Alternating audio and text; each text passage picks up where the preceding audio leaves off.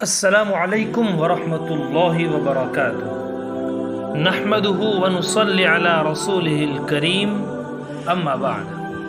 عبداللہ طاہر رحمۃ اللہ علیہ جب خراسان کے گورنر تھے اور نیشاپور ان کا دارالحکومت تھا تو ایک لوہار شہر سے نیشابور گیا اور چند دنوں تک وہاں کاروبار کیا، پھر اپنے اہل و عیال سے ملاقات کے لیے وطن لوٹنے کا ارادہ کیا اور رات کے پچھلے پہر سفر کرنا شروع کر دیا۔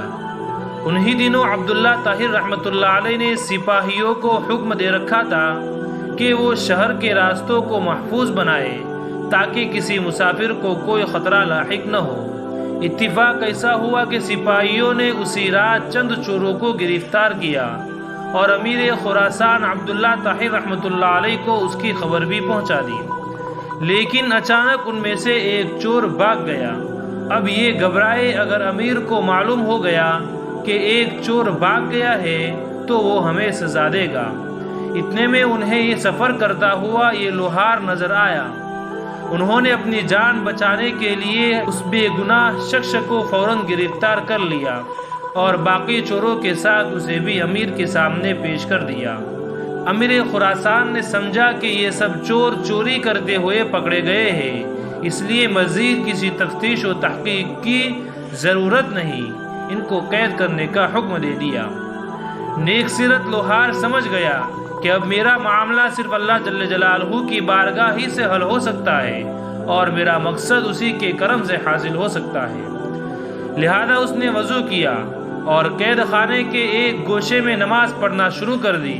ہر 2 رکعات کے بعد سر سجدے میں رکھ کر اللہ تعالیٰ کی بارگاہ میں رقت انگیز دعائیں اور دلسوز مناجات شروع کر دیتا اور کہتا، اے میرے مالک، تو اچھی طرح جانتا ہے میں بے قصور ہوں۔ جب رات ہوئی تو عبداللہ طاہر رحمۃ اللہ علیہ نے خواب دیکھا کہ 4 بہادر اور طاقتور لوگ آئے اور سختی سے ان کے تخت کے چاروں پایوں کو پکڑ کر اٹھایا اور الٹنے لگے۔ اتنے میں ان کی نیند کھل گئی۔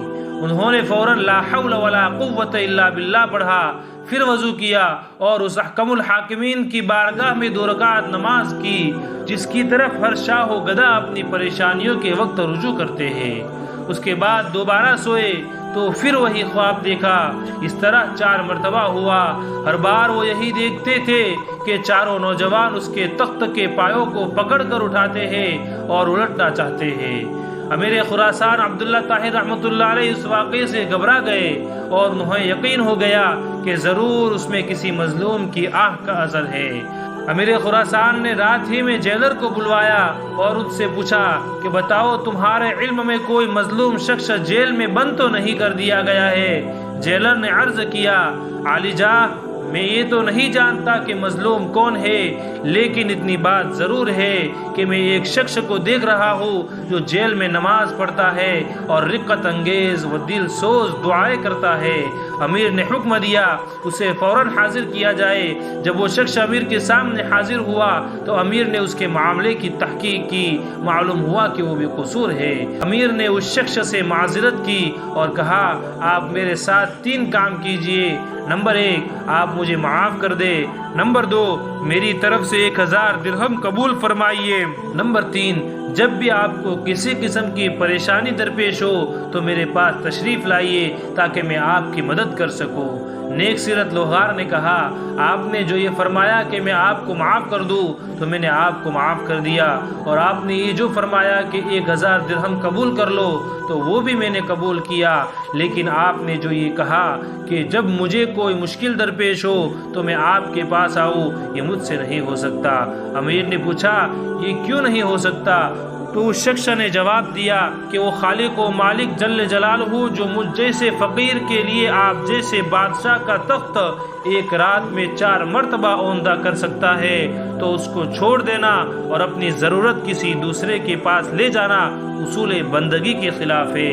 میرا وہ کون سا کام ہے جو نماز پڑھنے سے پورا نہیں ہو جاتا کہ میں اسے غیر کے پاس لے جاؤں؟ یعنی جب میرا سارا کام نماز کی برکت سے پورا ہو جاتا ہے تو مجھے کسی اور کے پاس جانے کی کیا ضرورت ہے؟ اللہ تعالی ہم سب کو بھی اپنی ذات پر ایسا یقین عطا فرمائے اور دن کے ہر احکام پر پورا اترنے کی توفیق عطا فرمائے اور 5 وقت کی نماز مع سنت پڑھنے کی توفیق عطا فرمائے، آمین یا رب العالمین۔ اپنی اور دوسروں کی اصلاح کے لیے اچھی باتیں آگے پھیلائے، ویڈیو کو بھی خوب شیئر کرے اور چینل پر نئے ہو تو چینل کو سبسکرائب کر لیں۔ وآخر دعوانا ان الحمد للہ رب العالمین۔